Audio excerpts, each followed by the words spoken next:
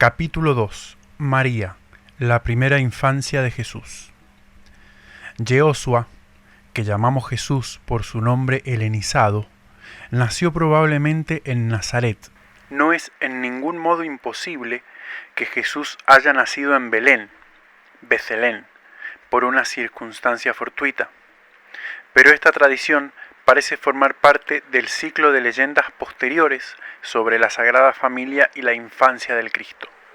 Ciertamente fue en aquel rincón perdido de Galilea donde pasó su infancia y se cumplió el primero, el mayor de los misterios cristianos, el florecimiento del alma del Cristo. Era hijo de Miriam, que llamamos María, mujer del carpintero José, una Galilea de noble cuna, afiliada a los esenios. La leyenda ha envuelto el nacimiento de Jesús en un tejido de maravillas. Si la leyenda contiene muchas supersticiones, a veces también encubre verdades psíquicas poco conocidas, porque están sobre la percepción común. Un hecho parece resaltar en la historia legendaria de María, el de que Jesús fue un niño consagrado a una misión profética por el deseo de su madre, antes de su nacimiento. Se cuenta lo mismo de varios héroes y profetas del Antiguo Testamento. Esos hijos dedicados a Dios por su madre se llamaban nazarenos. Sobre esto es interesante leer la historia de Sansón y la de Samuel. Un ángel anuncia a la madre de Sansón que va a quedar encinta, que dará a luz un hijo que no se cortará el cabello. Porque el niño será nazareno desde el seno de su madre, y él será quien comenzará a liberar a Israel desde el yugo de los filisteos.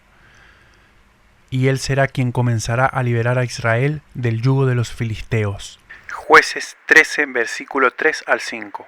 La madre de Samuel pidió ella misma su hijo a Dios. Ana, mujer de Elcana, era estéril. Hizo ella un voto y dijo: Eterno de los ejércitos celestes, si das un hijo varón a tu sierva, lo daré al Eterno por todos los días de su vida, y ninguna navaja afeitará su cabeza. Entonces Elcana conoció a su mujer. Algún tiempo después, Ana concibió y dio a luz un hijo, y le llamó Samuel, porque dijo: se lo he pedido al Eterno. Samuel, libro primero, capítulo 1, versículos del 11 al 20. Sam-u-el significa, según las raíces semíticas primitivas, esplendor interior de Dios. La madre, sintiéndose como iluminada por aquel que en ella encarnaba, le consideraba como la esencia etérea del Señor. Estos pasajes son extremadamente interesantes porque nos hacen penetrar en la tradición esotérica, constante y viva en Israel, y por ella en el sentido verdadero de la leyenda cristiana. Elcana, el marido, es sin duda el padre terrestre según la carne, pero el Eterno es su padre celeste según el espíritu. El lenguaje figurado del monoteísmo judaico recubre aquí la doctrina de la preexistencia del alma. La mujer iniciada llama así a un alma superior para recibirla en su seno y dar a luz un profeta. Esta doctrina, muy elevada entre los judíos, completamente ausente de su culto oficial, formaba parte de la tradición secreta de los iniciados y asoma en los profetas. Jeremías la afirma en estos términos: La palabra del Eterno me fue dirigida y me dijo: antes de que te formase en el seno de tu madre, te he conocido. Antes de que hubieses salido de su seno, te he santificado y te he establecido profeta entre las naciones. Jeremías 1, versículo 4. Jesús dirá igualmente a los fariseos escandalizados: En verdad os digo, antes de que Abraham fuese, yo era. Evangelio de Juan 8, versículo 58. De todo ello, ¿qué se puede retener tocante a María, madre de Jesús? Parece ser que en las primeras comunidades cristianas, Jesús ha sido considerado como un hijo de María y de José, puesto que Mateo nos da el árbol genealógico de José para probarnos que Jesús desciende de David. Allí, sin duda, como entre algunas sectas gnósticas, se veía en Jesús un hijo dado por el Eterno en el mismo sentido que Samuel. Más tarde la leyenda, preocupada por mostrar el origen sobrenatural del Cristo, hiló su velo de oro y azul. La historia de José y María, la Anunciación y hasta la infancia de María en el templo son bien legendarias. Evangelio apócrifo de María y de la infancia del Salvador, publicado por Tischendorf. Si tratamos de desentrañar el sentido esotérico de la tradición judía y de la leyenda cristiana, diremos: la acción providencial, o para hablar más claramente, el influjo del mundo espiritual que concurre al nacimiento de cada hombre, es más poderoso y más visible en el nacimiento de todos los hombres de genio, cuya aparición no se explica en ningún modo por la única ley del atavismo físico. Este influjo alcanza su mayor intensidad cuando se trata de uno de esos divinos profetas destinados a cambiar la faz del mundo. El alma elegida para una misión divina viene de un mundo divino, viene libremente, conscientemente. Pero para que entre en escena en la vida terrestre, necesita un vaso elegido. Es precisa la invocación de una madre de calidad que por la aptitud de su ser moral, por el deseo de su alma y la pureza de su vida presente, atraiga, encarne en su sangre y en su carne el alma del Redentor, destinado a llegar a ser a los ojos de los hombres un hijo de Dios. Tal es la verdad profunda que recubre la antigua idea de la Virgen Madre. El genio indio lo había ya expresado en la leyenda de Krishna. Los evangelios de Mateo y de Lucas la han dado con una sencillez y una poesía aún más admirables. Para el alma que del cielo viene, el nacimiento es una muerte, había dicho Empédocles 500 años antes de Cristo. Por sublime que sea un espíritu, una vez sumido en la carne pierde temporalmente el recuerdo de todo su pasado. Una vez cogido en el engranaje de la vida corporal, el desarrollo de su conciencia terrestre queda sometido a las leyes del mundo en que encarna. Cae bajo la fuerza de los elementos. Cuanto más alto haya sido su origen, mayor será el esfuerzo para recobrar sus dormidas potencias, sus inmensidades celestes y adquirir conciencia de su misión. Las almas profundas y tiernas necesitan silencio y paz para florecer. Jesús creció en la calma de Galilea. Sus primeras impresiones fueron dulces, austeras y serenas. El valle natal parecía un jirón del cielo caído en un pliegue de la montaña. La aldea de Nazaret no ha cambiado apenas en el curso de los siglos. Todo el mundo recuerda las magistrales descripciones de la Galilea de M. Renan en su Vida de Jesús, y las no menos notables de M. E. Melchor de Beauvoir, Voyage en Sirie et en Palestine. Sus casas escalonadas bajo la roca parecen, al decir de los viajeros, a cubos blancos sembrados en una selva de granados, higueras y viñas, como surcada por grandes bandadas de palomas. Alrededor de ese nido de fresco y verdor circula el aire vivo de las montañas. En las alturas se abre el horizonte libre y luminoso de Galilea. Agregad a ese cuadro grandioso el interior grave de una familia piadosa y patriarcal. La fuerza de la educación judía residió en todo tiempo en la unidad de la ley y de la fe, así como en la poderosa organización de la familia, dominada por la idea nacional y religiosa. La casa paterna era para el niño una especie de templo, en lugar de los frescos alegres, faunos y ninfas que adornaban el atrio de las casas griegas, tales como podía verse en Séforis y en Tiberíades. No se veía en las casas judías más que párrafos de la ley y de los profetas, cuyas bandas rígidas se extendían sobre las puertas y muros en caracteres caldeos. Pero la unión del padre y de la madre en el amor de los hijos calentaba e iluminaba la desnudez de aquel interior en una vida espiritual. Allí recibió Jesús su primera enseñanza. Allí, por boca de su padre y su madre, aprendió a conocer al principio las Escrituras. Desde sus primeros años, el largo, el extraño destino del pueblo de Dios se desarrolló ante sus ojos en las fiestas periódicas que se celebraban en familia por la lectura, el canto y la plegaria. En la fiesta de los tabernáculos, una cabaña de ramas de mirto y de olivo se elevaba en el patio o sobre la terraza de la casa, en recuerdo del tiempo inmemorial de los patriarcas nómadas. Se encendía el candelabro de 7 luces.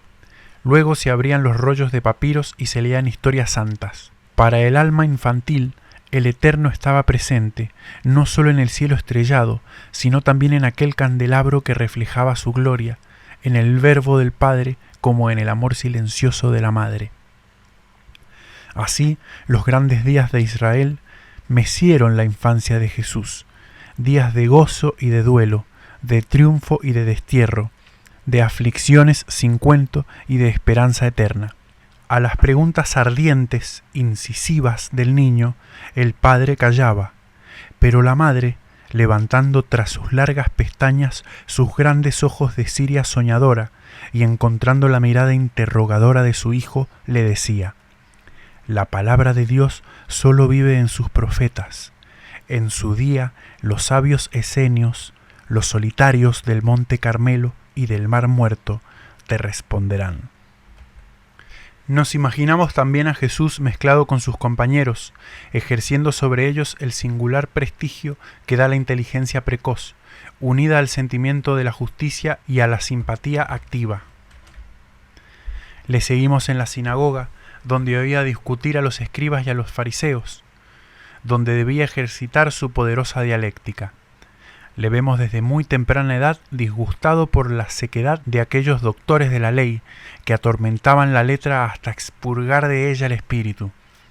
Se le ve también contemplar la vida pagana, adivinándola y abarcándola con la mirada, visitando la opulenta Séforis, capital de Galilea, residencia de Antipas, dominada por su acrópolis y guardada por mercenarios de Herodes, galos, tracios, bárbaros de todos los países.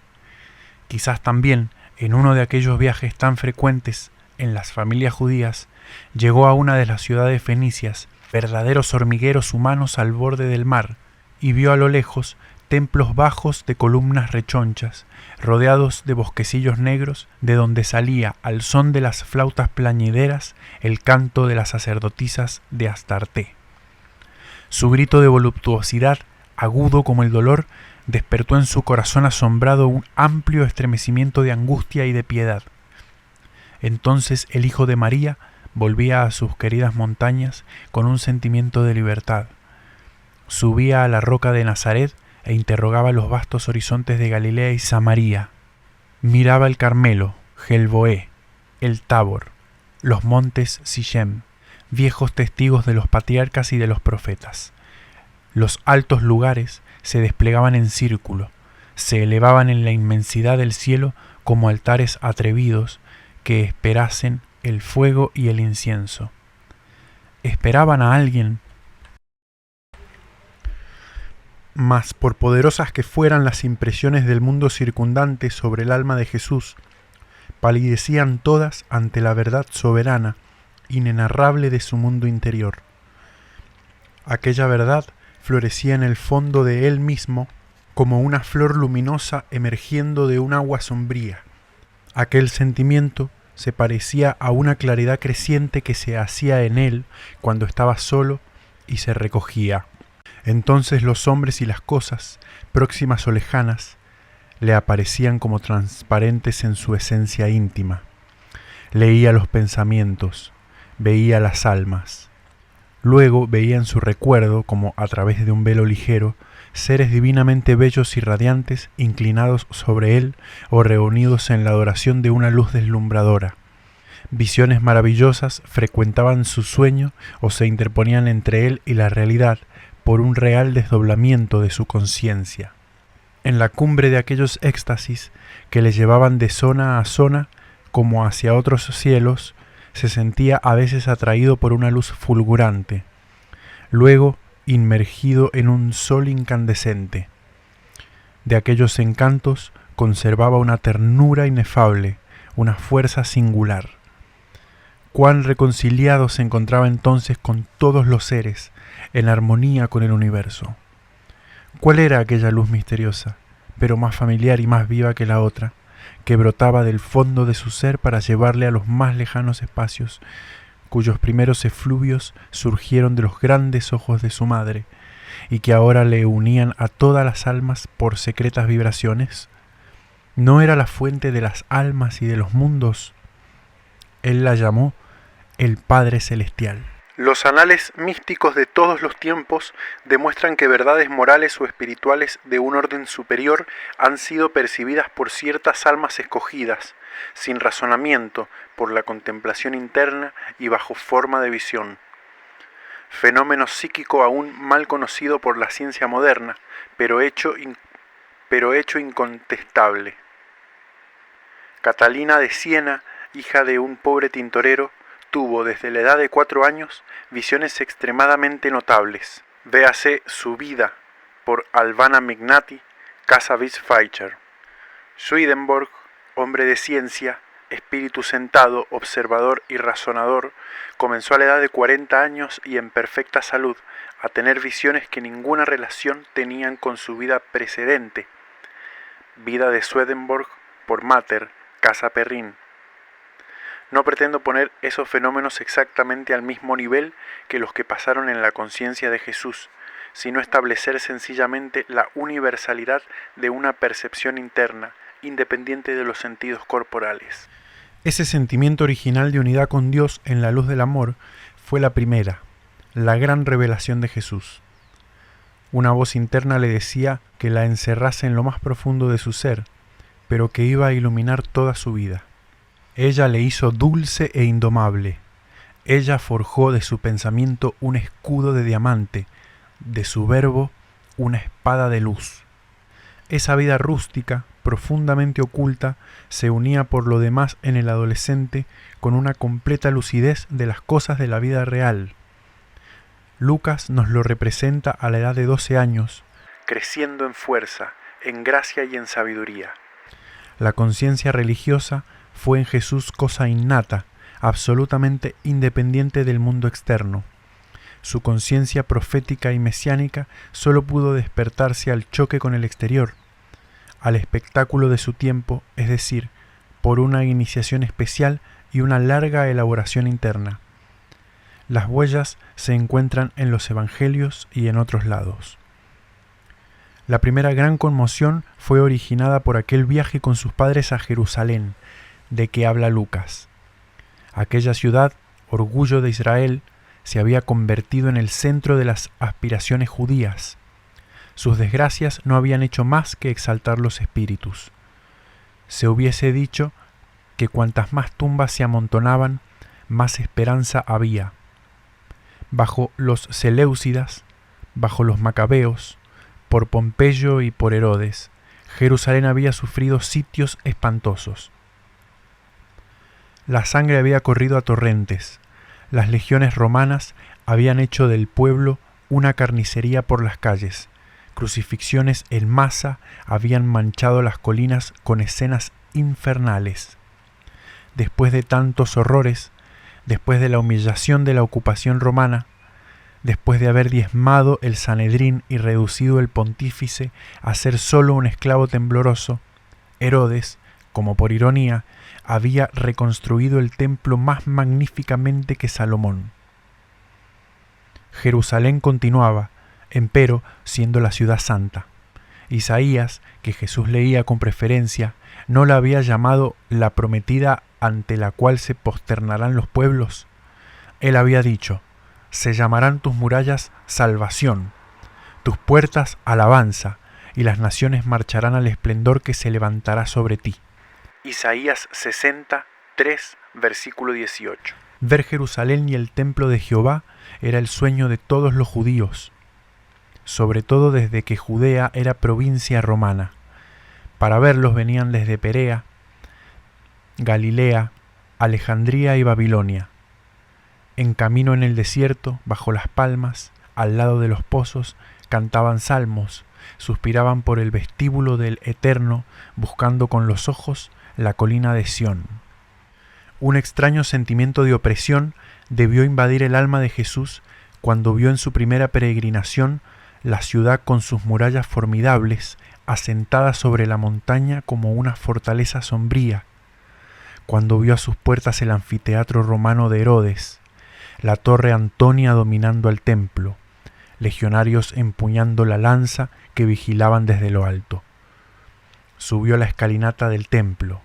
Admiró el esplendor de los pórticos de mármol, donde los fariseos paseaban con suntuoso ropaje. Atravesó el patio de los gentiles, el patio de las mujeres. Se aproximó con la muchedumbre israelita a la puerta de Nicanor y a la balaustrada de 3 codos, tras la cual se veían sacerdotes en trajes de culto, violados o purpúreos, relucientes de oro y pedrería, oficiar ante el santuario, inmolar machos cabríos y toros y rociar al pueblo con su sangre, pronunciando una bendición. Aquello no se parecía al templo de sus ensueños, ni al cielo de su corazón. Luego volvió a descender a los barrios populares de la baja ciudad. Vio a mendigos pálidos por el hambre, caras angustiadas que guardaban el reflejo de las últimas guerras civiles, de los suplicios, de las crucifixiones. Saliendo por una de las puertas de la muralla, comenzó a errar por aquellos valles pedregosos, por aquellos fosos lúgubres donde están las canteras, las piscinas, las tumbas de los reyes, y que forman alrededor de Jerusalén como una cintura sepulcral. Allí vio a los locos salir de las cavernas y proferir blasfemias contra vivos y muertos. Luego, bajando por amplia escalera a la fuente de Siloé, profunda como una cisterna, vio al borde de un agua amarillenta arrastrarse a leprosos, paralíticos, desgraciados cubiertos con toda clase de úlceras.